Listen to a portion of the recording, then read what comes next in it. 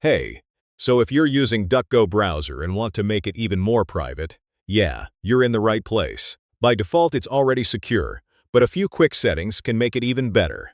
Let's go step by step. Alright, first open the browser menu. Tap the three dots or menu icon, then go into Settings. Now, look for tracker blocking options.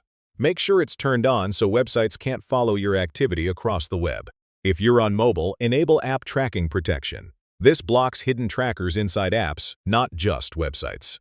Yeah, so also turn on HTTPS upgrade. This forces websites to use secure connections whenever possible. You can also enable privacy-grade info. This shows how private each website is when you visit it.